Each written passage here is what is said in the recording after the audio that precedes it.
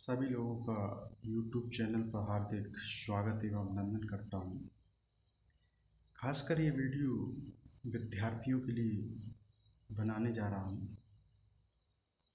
तो विद्यार्थियों के वास्तव में क्या लक्षण होने चाहिए उसके ऊपर मैं प्रकाश डालूँगा। तो एक श्लोक है संस्कृत में कि काकचेष्टा बकु ध्यानम श्वान निद्रा तथैव चा, और अल्पाहारी गृह त्यागी चा विद्यार्थी पंच लक्षण। तो काक चेष्टा, कौवे जैसी चेष्टा। तो विद्यार्थी के 5 लक्षण बताए गए हैं। तो उसमें से पहला लक्षण है कि काक चेष्टा, कौवे जैसी चेष्टा होनी चाहिए। अब कौवे जैसी चेष्टा कैसी? वास्तव में देखा जाए तो कौवे जितना चालाक पक्षी और नहीं दिखाई देता। जितनी चालाकी कौवे में है उतनी और पक्षियों में नहीं है। तो कौवे जैसी चेष्टा भी विद्यार्थी की होनी चाहिए। ऐसी चेष्टा नहीं कि किसी का पेन चुरा लिया, किसी की कॉपी चुरा ली। ये कोई चालाकी नहीं हुई, ये तो तुम चोरी कर रहे हो, ये तो मूर्खता हुई। आपको चालाकी कैसी दिखानी? जैसे कोई आपका दोस्त आपको गलत रास्ते पर ले जा रहा है, तो आप उस दोस्त से आपको कैसे बचना है, ये चालाकी। अगर ये चालाकी विद्यार्थी में आ जाए तो मैं समझता हूँ वो विद्यार्थी निश्चित रूप से आगे पहुँचेगा। दूसरा लक्षण क्या है कि काक चेष्टा बकु ध्यानम। बकु ध्यानम, बगुला जैसा ध्यान। प्रत्येक विद्यार्थी का बगुले जैसा ध्यान होना चाहिए। बगुला जब झील में या नदी में या तालाब में जब अटैक करता है तो गौर से देखना, बगुला इतना शांत चित्त का हो जाता है। जो दोनों पैर पर खड़ा होता है वो केवल एक पैर पर खड़ा हो जाता है। सिर्फ इस वजह से खड़ा हो जाता है कि अगर शिकार आएगा तो अगर दोनों पैर पर खड़ा होगा तो शिकार समझ सकता है कि यहाँ पर कुछ है। लेकिन जब बगुला एक पैर पर खड़ा हो जाता है तो शिकार भी नहीं समझ पाता कि यहाँ पर कौन सा शिकारी है। और जब तक शिकार समझ पाता तब तक बगुला उस पर अटैक कर देता है। तो बगुले जैसा ध्यान भी विद्यार्थी का होना चाहिए। पढ़ते समय अगर जब टीचर पढ़ा रहा है तो विद्यार्थी को चाहिए कि बगुले की तरह टीचर को बहुत ही एकाग्रचित होकर सुनना चाहिए। कौन सा टीचर कब क्या बात कह जाए, कौन से ज्ञान को वो बता जाए, और वो हो सकता है आपके जीवन के लिए बहुत महत्वपूर्ण क्षण हो। तो इसलिए प्रत्येक विद्यार्थी को चाहिए कि वो बगुले जैसा ध्यान अपनी पढ़ाई में लगाए। तो काक चेष्टा बकु ध्यानम स्वान निद्रा तथैव विचार, और अल्पाहारी गृह त्यागी चा विद्यार्थी पंच लक्षण। तीसरा लक्षण है विद्यार्थी का कि श्वान निद्रा, कुत्ते जैसी नींद। प्रत्येक विद्यार्थी की कुत्ते जैसी नींद होनी चाहिए। जब कुत्ता सोता है फिर गौर से देखना कि अगर जरा सी भी आवाज होती है तो कुत्ता तुरंत उठ बैठता है, और जब वो देख लेगा चारों तरफ कुछ नहीं फिर वो सो जाएगा। तो ऐसी नींद प्रत्येक विद्यार्थी की होनी चाहिए। ऐसी नींद नहीं जैसे कुंभकर्ण सोते रहते 6 महीने तक, नहीं, कुत्ते जैसी हल्की नींद। अगर जरा सी भी खर हो तो तुरंत जग जाओ। तो ऐसी नींद प्रत्येक विद्यार्थी की होनी चाहिए। तो काक चेष्टा बकु ध्यानम श्वान निद्रा तथैव चा अल्पाहारी, थोड़ा भोजन। अल्पाहारी थोड़ा भोजन करना चाहिए विद्यार्थी को। अब ये नहीं कि विद्यार्थी ने छक कर खा लिया और लेट गए। तो इससे क्या है कि एक तो जल्दी नींद आएगी और शरीर का डाइजेशन भी गड़बड़ है। तो इसलिए सोचें कि भोजन जहाँ तक एक लिमिट में करें, भोजन की अधिकता ना करें, कम भोजन खाएं जिससे नींद कम आए। और नींद जब कम आएगी तो आप लंबे समय तक रात के समय भी पढ़ाई कर सकते हैं। अगर ज़्यादा खा लेंगे, क्योंकि जो भोजन होता है वो गरिष्ठ होता है और गरिष्ठ शरीर में आलस पैदा करता है। तो इसलिए विद्यार्थी को चाहिए कि वो थोड़ा भोजन करे जिससे केवल अपना काम चल जाए। पांचवा लक्षण विद्यार्थी का है कि गृह त्याग।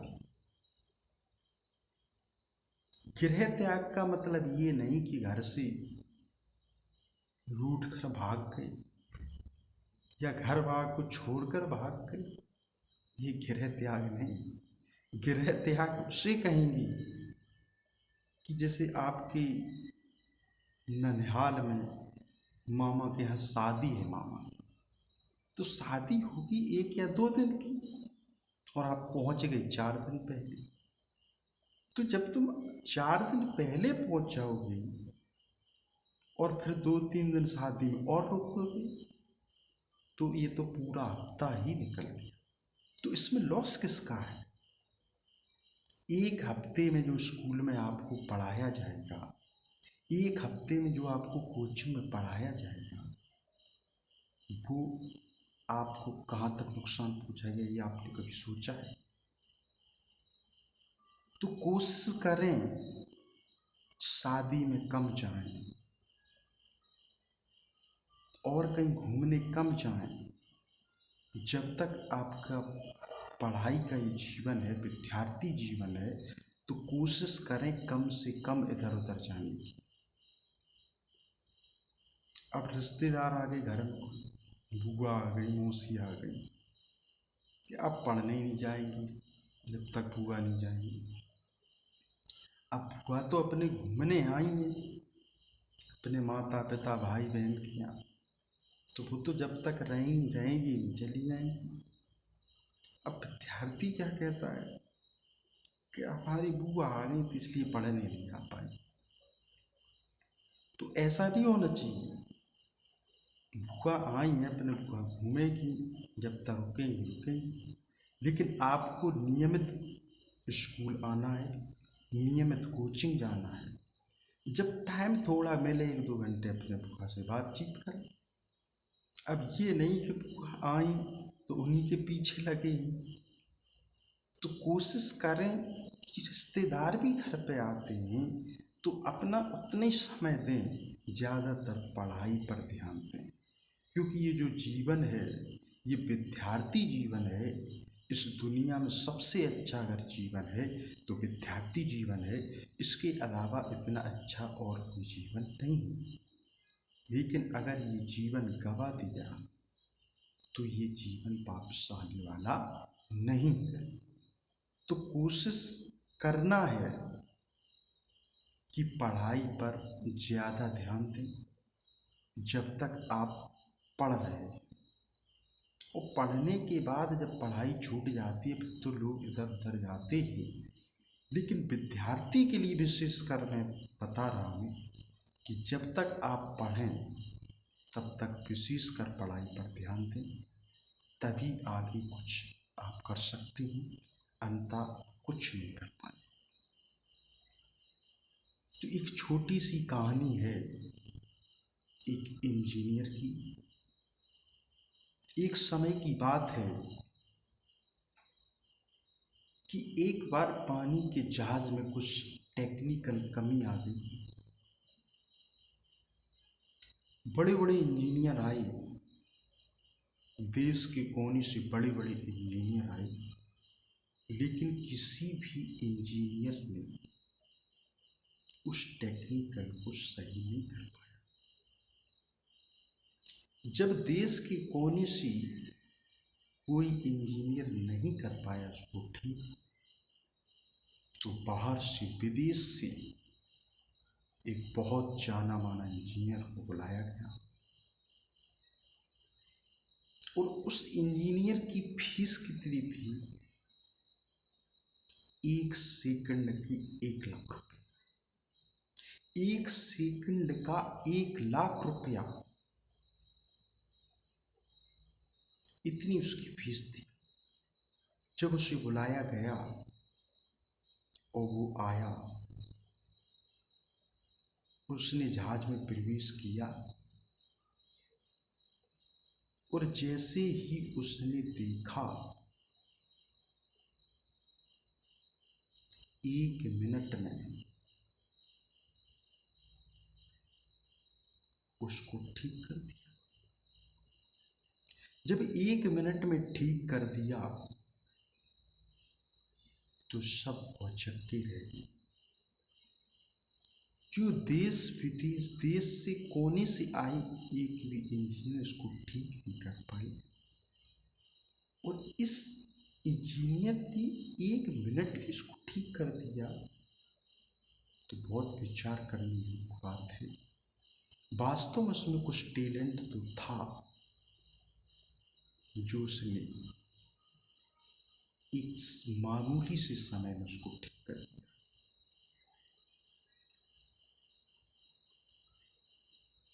तो एक इंजीनियर ने पूछा, एक इंजीनियर ने ही उस इंजीनियर से पूछ दिया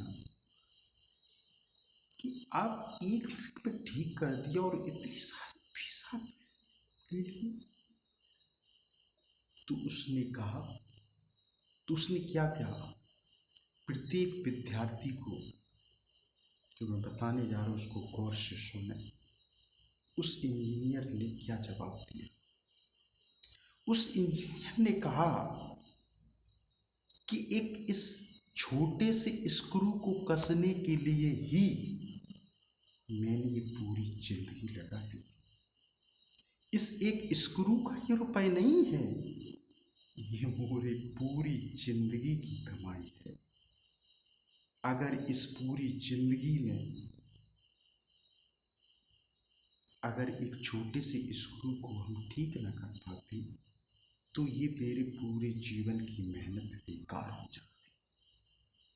तो ये छोटे से स्क्रू कसने का रुपया नहीं, ये 1 लाख, ये मेरी पूरी जिंदगी की कमाई है। अब आप बताएं, अब मंथन करें कि 1 लाख रुपये कितना महंगा है। ये तो मिट्टी की ढेली के समान।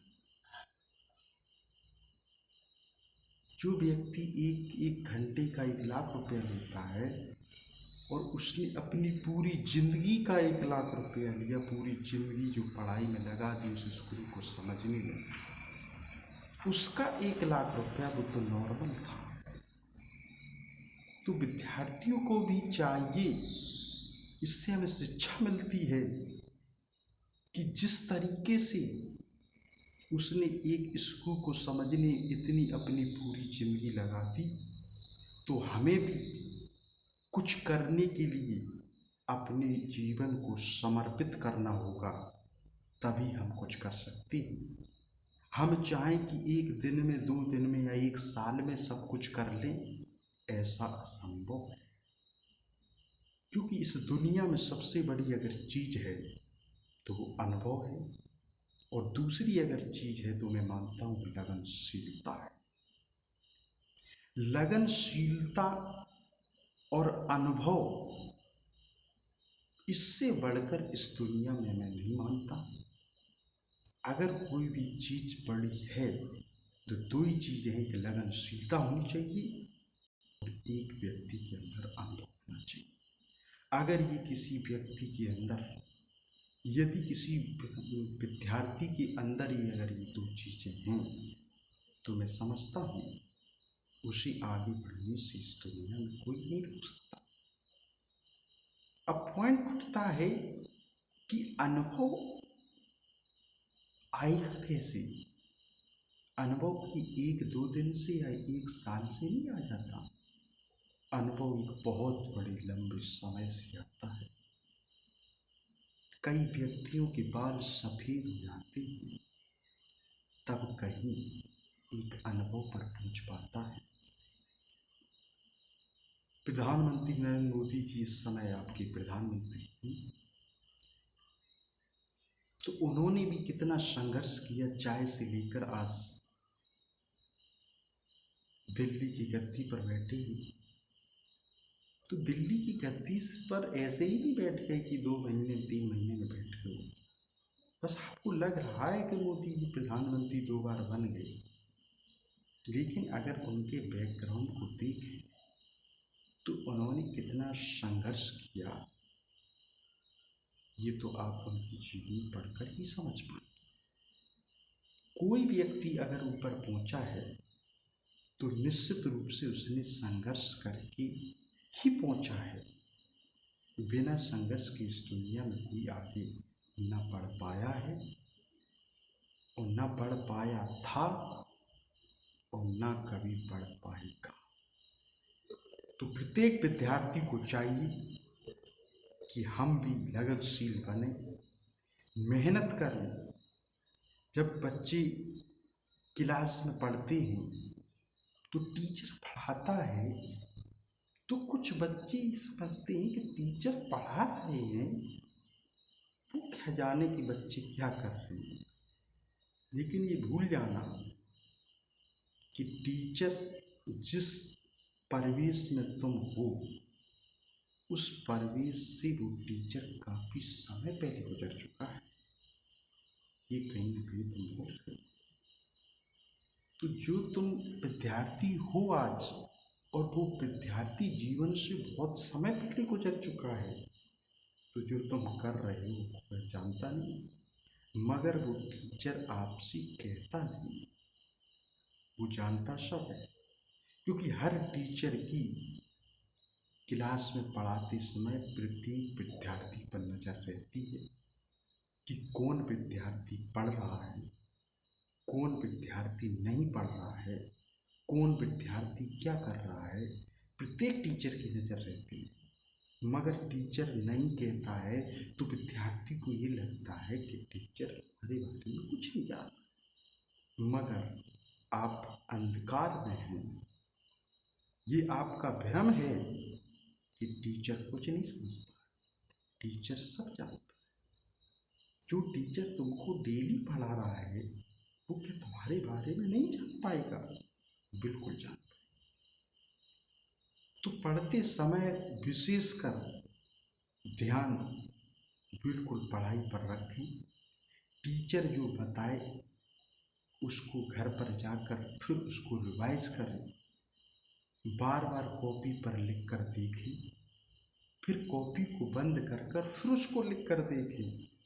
तब कहीं जाकर आपको वो चीज़ अच्छे से याद हो पाएगी, अच्छे से आप परीक्षा में लिख पाएंगे। आजकल के विद्यार्थी ज़्यादा पढ़ने से डरते हैं। अगर टीचर ने थोड़ा ज़्यादा लिखा दिया तो एकदम हड़बड़ा सा जाता है, पता नहीं क्या लिखा दिया। आज का बच्चा चाहता है कि परीक्षा में अगर 5 नंबर का क्वेश्चन आए तब भी 2 ही खाने लिखाई जाए, 2 नंबर का क्वेश्चन आए तब भी 2 ही लाइनें लिखाई जाए, 1 नंबर का क्वेश्चन आए तब भी 2 लाइनें लिखाई जाए। मैं विद्यार्थी से पूछता हूँ कि ऐसा कौन सा टीचर इतना मूर्ख होगा जो तुम्हें 5 नंबर पर भी 2 लाइनों में दे देगा, 6 नंबर भी 2 ही लाइनों में दे देगा, वो 1 नंबर भी 2 लाइनों में दे देगा? नहीं। अगर आपको 5 नंबर का क्वेश्चन करना है तो आपको कम से कम 10 लाइनें लिखनी पड़ेगी। आपको 4 नंबर का क्वेश्चन करना है तो आपको 8 लाइनें लिखनी पड़ेगी। और अगर आपको 4 नंबर का क्वेश्चन करना है तो आपको 5 लाइनें लिखनी पड़ेंगी।